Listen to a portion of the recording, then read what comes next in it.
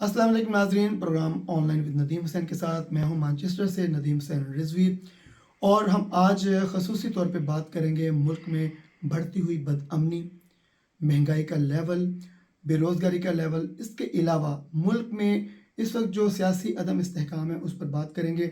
लेकिन सबसे पहले जो मैं बात करना चाहूँगा वो मुल्क में जो बदअमनी का इस वक्त जो लेवल है वो इस हद तक पहुँच गया कि पेशावर में होने वाला जो मस्जिद में बम धमाके का वाक़या है इतना दिलखराश कि यहाँ पर जितने भी ओवरसीज़ पाकिस्तानी उनके भी जो वो दिल हैं अभी तक अफसरदा हैं। इसी के साथ साथ यकीनन पाकिस्तानियों के भी दिल जो हैं वो इस वाक़े के बाद जो हैं वो अभी तक जो है वो बेहद गमगीन होंगे। पूरी दुनिया में इस वाक़े को जो है वो बड़ा अलमनाक वाक़या समझा जा रहा है, उसमें कोई शक भी नहीं है कि पेशावर में बम धमाके में और ख़ास तौर पे नमाज ज़ोहर जब अदा की जा रही थी इसके दौरान पेशावर पुलिस लाइन में इस तरह का शदीद धमाका हो गया जिसमें बहुत सारे मासूम नमाजी शहीद हो गए और बहुत सारे जो नमाजी हैं वो ज़ख्मी भी हुए।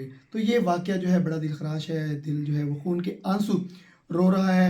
इसमें सिक्योरिटी क्लैप्स हैं, यकीनन जब मुल्क में पहले से इतना ज़्यादा हाल उनका जो है वो बुरा हो चुका हो, चाहे महंगाई की वजह से हो, सियासी अदम इस्तेहकाम हो, तो दुश्मनों में ये चीज़ यकीनन उनको कमज़ोरी नज़र आती है और इस तरह के वाक़यात हो जाते हैं। लेकिन ऐसे वाक़यात हरगिज़ नहीं होनी चाहिए। एक इंसान की जान भी बहुत कीमती है। हर शख्स की जान का तहफ़्फ़ुज़ हुकूमत की अव्वलिन तरजीह में एक पहली जो एक तरजीह होनी चाहिए वो यही होनी चाहिए कि जितने भी वहाँ शहरी हैं पाकिस्तान में उनका जो तहफ़्फ़ुज़ का ज़िम्मेदार जो एक होना चाहिए वो हुकूमत है, सबसे पहले सिक्योरिटी अदारे हैं। मैं ये कहूँगा कि यहाँ पे बैठ के मैनचेस्टर में हमने अपने सहाफ़ी दोस्तों में भी और भी लोगों में यही बात हो रही थी कि ये जो वाक़या है ये मैं समझता हूँ कि हमारी बहुत बड़ी एक नाअहली है हुकूमत की और सिक्योरिटी इदारों की कि वो इतना लाइट ले लेते हैं। जब मुल्क में इस तरह की कमज़ोरियाँ हों, हमारे महंगाई हो रही हो, लोग परेशान हों, तो उसमें लोगों को ये मौके मिलते हैं दुश्मनों को। लेकिन कभी भी किसी भी लम्हे सिक्योरिटी इदारों को, एजेंसीज़ को, हमारे हुक्मरानों को इतना बेहिसी की नींद नहीं सोना चाहिए कि इस तरह के वाक़यात हों। इस पे भी बात करेंगे और इसके साथ साथ हम जो पेट्रोल की प्राइस, डीज़ल की कीमतें, इस तरह डॉलर इस तरह बढ़ गया है और जो लेवल है महंगाई का कि गरीब तबका, मुतवसत तबका तो मर ही चुका है बिल्कुल। इसके साथ साथ जो हमारे इंडस्ट्रियल हज़रात हैं वो भी अब इतने परेशान हैं कि सोच रहे हैं कि क्या करना होगा, मुल्क का मुस्तकबिल क्या है।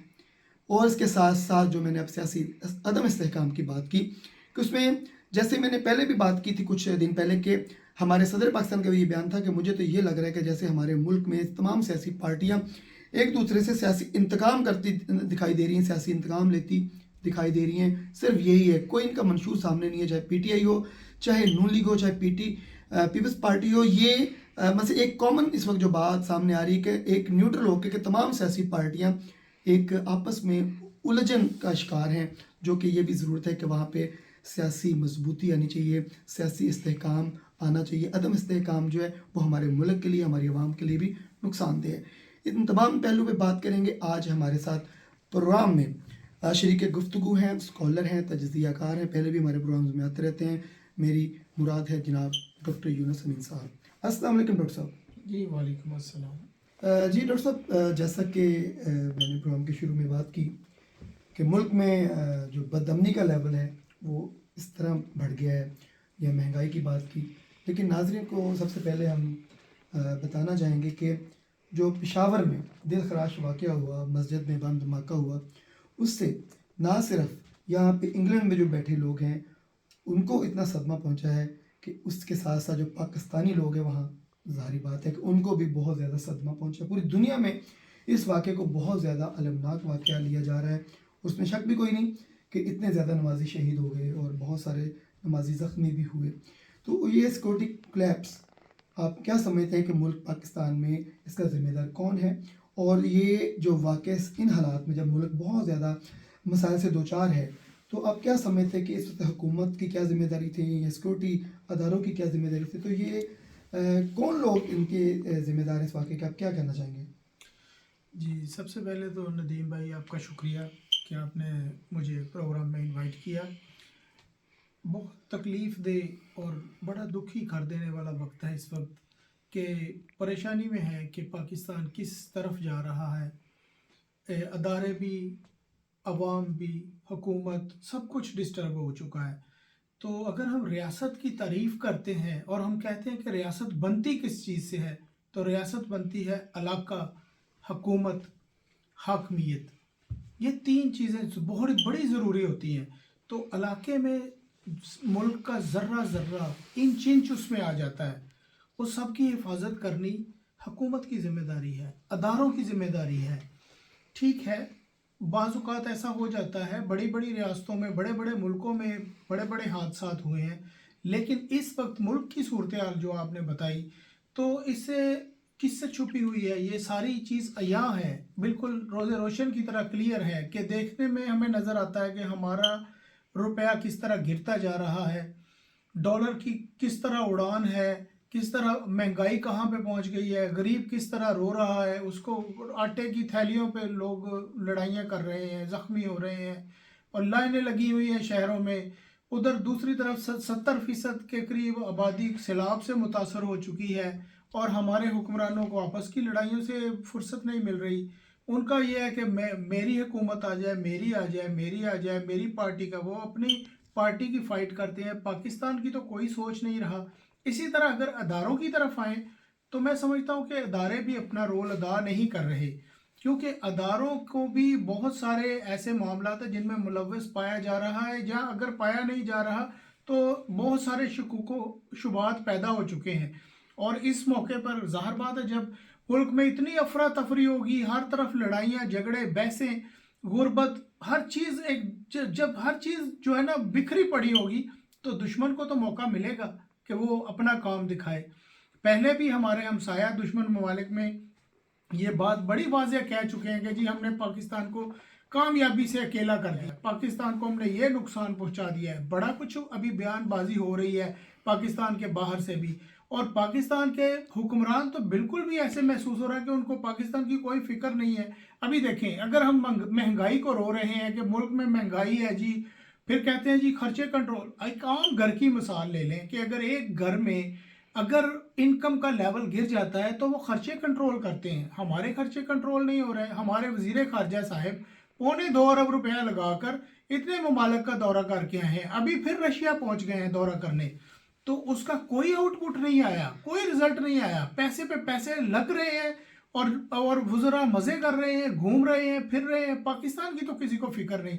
اور دوسری طرف اداروں کے متعلق کہا جاتا ہے کہ یہ ادارے، اس کو پکڑو، اس کو ننگا کر دو، اس کو مار دو، اس کو اٹھا لو، اس کو دوسرے شہر لے جاؤ، اس کو ذلیل کر دو، اس کی فیملی کی ویڈیو بنا لو، آڈیو بنا لو۔ یار یہ کیا ہو رہا ہے؟ پاکستان کے لیے تو کچھ بھی کوئی سیدھا راستہ نہیں جا رہا۔ ڈاکٹر صاحب صحیح کہہ رہے ہیں، کوئی سیدھا راستہ نظر نہیں آ رہا، سیدھا راستہ جا نہیں رہا۔ لیکن میں ابھی جیسے بھی آپ بات کر رہے ہیں اداروں کی، وہاں پہ سیکورٹی ادارے ہیں یا حکومتی جو نمائندے ہیں، میں اس طرف دوبارہ آنا چاہتا ہوں۔ کیا ابھی تک ہمارے موجودہ وزیر اعظم یا ہمارے سیکورٹی ادارے یا پشاور کی حکومت کہہ لیں، سرحد کی، کے پی کی، یا کوئی بھی جو بھی وہاں پہ ادارے ہیں، کیا اتنے سالوں میں انہوں نے یہ نہیں سیکھا کہ جب ملک کمزور ہو رہا ہو تو وہ ان کو اپنی سیکیورٹی جو ایک ہوتے ہیں تھریٹس، وہ نظر آنے اگر شروع نہیں بھی ہوئے تو ان کو اپنے آپ کو اس حد تک تیار رکھنا چاہیے کہ جب پریشان کوئی گھر میں بھی ہوتا ہے تو کوئی نہ کوئی اس کو گرانے کے لیے اگر ہلکا سا بھی دھکا دے گا تو وہ گر جاتا ہے۔ پریشانی میں تو ایک بندہ ویسے ہی پریشان ہوتا ہے۔ تو کیا ابھی تک ان کو اتنا ہی نہیں سمجھ لگا کہ ملک کے حالات اتنے گمبھیر ہو چکے ہیں کہ سیکورٹی اس طرح کے مسائل، اس طرح کے کولیپس جو ہیں وہ پیش آ سکتے ہیں، اتنی کیجولٹیز جس طرح ہوئی ہیں؟ تو کیا آپ سمجھتے ہیں کہ یہ نالائکی نہیں ہے حکومت کی؟ رضوی صاحب، حکومت کی نالائکی تو ہے، اس میں تو کوئی شک نہیں ہے کہ حکومت نااہل ہے۔ جو کرنا چاہیے وہ نہیں ہو رہا۔ ابھی جو فیصلے IMF کے کر رہے ہیں، یہ ان کو 4 مہینے پہلے کرنے چاہیے تھے، وہ بھی نہیں کیے۔ ابھی جو سیکیورٹی کی بات کر رہے ہیں تو سیکیورٹی ادارے بھی تو خاموش بیٹھے ہیں، اس میں صرف حکومت کا نہیں ہے۔ میں سمجھتا حکومت تو ہے ہی، حکومت نے تو اپنا رول ادا کہیں کیا ہی نہیں ہے۔ ٹھیک ہے، صرف بیانات ہیں، بیانات کی حد تک تو سارے ٹی وی پہ بیٹھ کے ہر کوئی پورے فارم میں ہوتا ہے، ادھر جو پروگرام میں انہوں نے پوری بات کر دینی، لیکن ریالٹی یہ ہے کہ عوام کی فکر کوئی نہیں ہے۔ سیکیورٹی اداروں کو بھی چاہیے، سیکیورٹی ادارے بھی اس وقت حکومتوں کے اتار چڑھاؤ میں لگے ہوئے ہیں، وہ ہر ایک کی کوشش ہے کہ یہ آ جائے، یہ حکومت میں آ جائے، یہ آ جائے۔ ابھی پنجاب میں کتنی لڑائی رہی ہے، پنجاب کے بعد حکومت کے ختم ہونے کے بعد ابھی جو निज़ाम चल रहा है वो भी सामने है, उस पर कितनी बहस है। अभी इलेक्शन सर पे कूक रहा है, अवाम के पास पैसा नहीं है, खाने को रोटी नहीं है, और सारे मसाइल उलझे पड़े हैं सर। जी डॉक्टर साहब, जैसा कि हमारी गुफ्तगू चल रही थी, महंगाई का भी इसमें ज़िक्र हुआ, तो इस वक्त मुल्क पाकिस्तान के बहुत बुरे हालात हैं, बहुत ज़्यादा मुआशी बहरान है। और हाल ही में अब जो पेट्रोल की कीमत 35 रुपये, डीज़ल की कीमत 35 रुपये बढ़कर अब देखें कि 250 रुपये तक पेट्रोल, जो कि अभी और ऊपर जाने के चांसेस हैं, मतलब बड़ी खौफनाक सूरत हाल है। डीज़ल भी 200 तकरीबन 65 रुपये। और अगर देखा जाए इन्फ्लेशन का ये हिसाब है कि डॉलर जो है इस वक्त उसकी जो प्राइस है वो पाकिस्तान में 200 तकरीबन 62 रुपये, और पाउंड का बेहतर जानते हैं यहाँ पे यूके में क्या सूरत है, बल्कि आप पूरी दुनिया घूमते रहते हैं। तो आपसे मेरी गुफ्तगू में ये जो सवाल है वो ये है कि डॉक्टर साहब आप बताना पसंद फरमाएंगे कि पूरी दुनिया में इसी तरह का बहरान आता है, इसी तरह का मुआशी लेवल है तमाम मुल्कों का, तो हमारे पाकिस्तान की कोई अलग से कहानी है, क्या कहेंगे? जी, इसमें नदीम भाई देखें, सबसे पहले तो अगर आप डॉलर की बात करते हैं तो पाउंड भी अभी 333 का हो गया है। तो अगर हम कहें कि ये पैसे कि क्यों इतना पैसा स्पीड से गिर रहा है, तो इसको ऊपर उठाने के लिए तीन तरीके होते हैं। सबसे पहले होता है कि अगर बाहर से कोई इन्वेस्टमेंट पाकिस्तान में आ जाए, लोग आके सरमायाकारी करें, उससे बेहतरी आ जाए। दूसरा ये होता है कि अगर फॉरेनर्स जो मतलब ओवरसीज पाकिस्तानीज जो बाहर रह रहे हैं वो उधर से कुछ पैसे भेजें, कोई रिमिटेंस आए और मुल्क की सूरत हाल बेहतर हो जाए।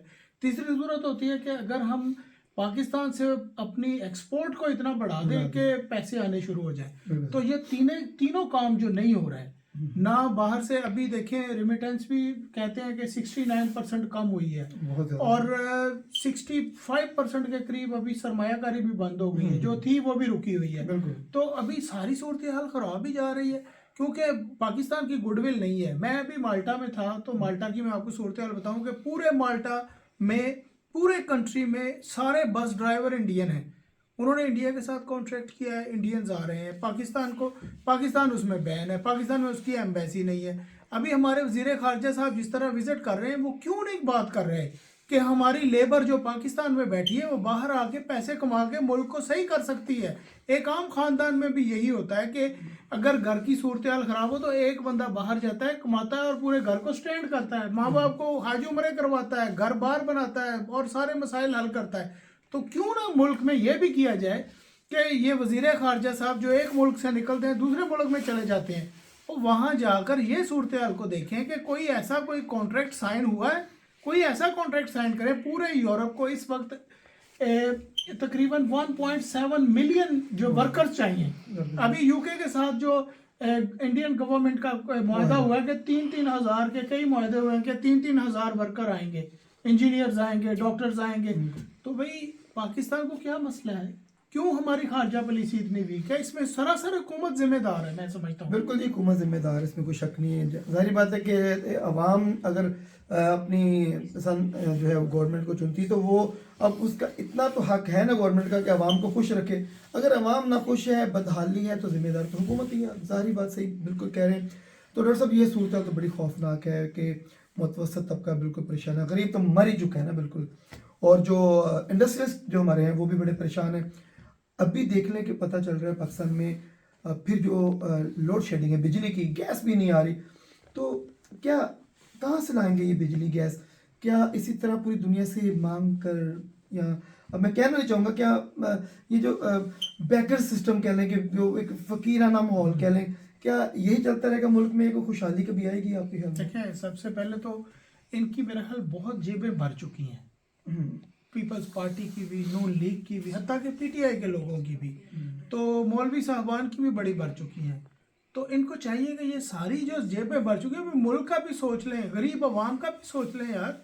वो गरीब के बच्चे तालीम से महरूम हैं, खाने से महरूम है, घर से महरूम है, ये बड़े मसाइल बन गए हैं। बिल्कुल जी बिल्कुल। इस वक्त जितनी भी सूरत नज़र आ रही है कि लोग अपने आप को बनाते नज़र आ रहे हैं, जैसे डॉक्टर साहब ने कहा कि चाहे वो सियासतदान हो या जिस तरह और भी लोगों का नाम इसमें लिया गया, तो इसमें कोई शक नहीं। इस वक्त तो यही लग रहा है कि लोग अपने आप को बना रहे हैं।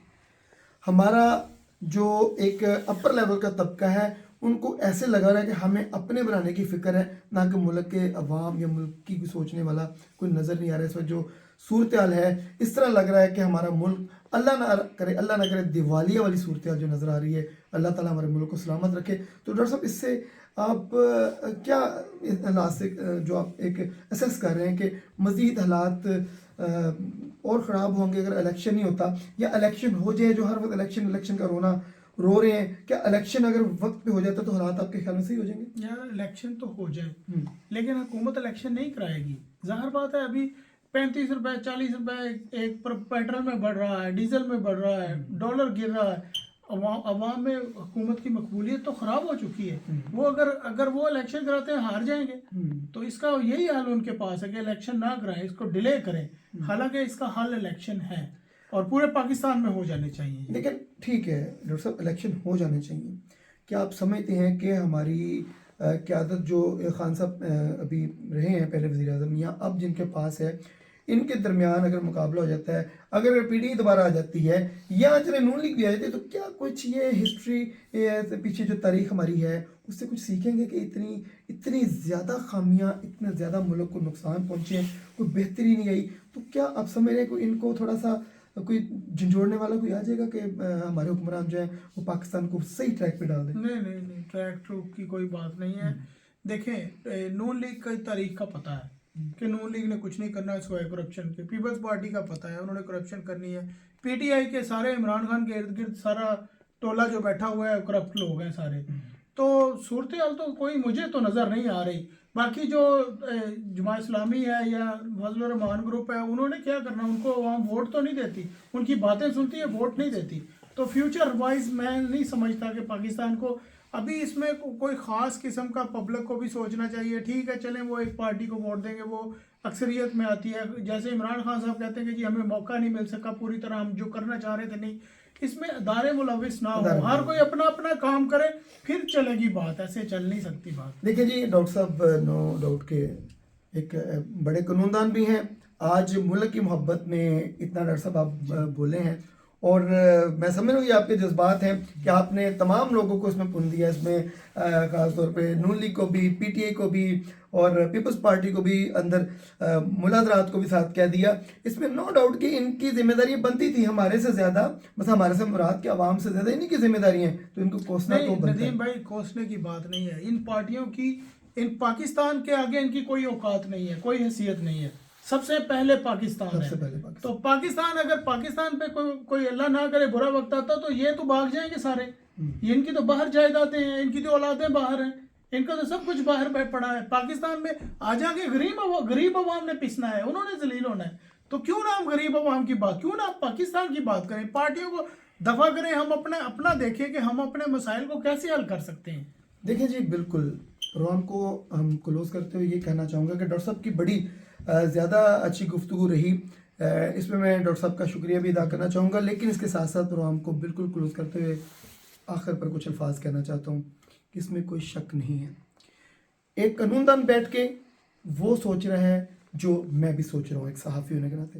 اگر صحافی یہ سوچ رہا ہے تو عوام بھی سوچ رہی ہے کہ ہمارے ملک کو مضبوط کرنے کے لیے کیا کرنا چاہیے. ہمارا پیارا ملک کتنی قربانیوں کے بعد بنا. لیکن آج اگر انہوں نے بات کی تو میں سمجھتا ہوں یہ بہت سے لوگ بھی کر چکے ہیں جو کہ تجزیہ کار ہیں، یا ہمارے صحافی برادری ہے، یا اس طرح کے اور بھی قانون دان یا سولسٹر حضرات. معذرت کے ساتھ میں عوام سے معذرت کر رہا ہوں کہ باتیں کی جا رہی ہیں کہ جی میں آٹا نہیں مہنگا ہونے دوں گا. دیکھیں میں بات ہے یہ آپ لوگوں نے سنی ہے، میں اپنے کپڑے بیچ دوں گا.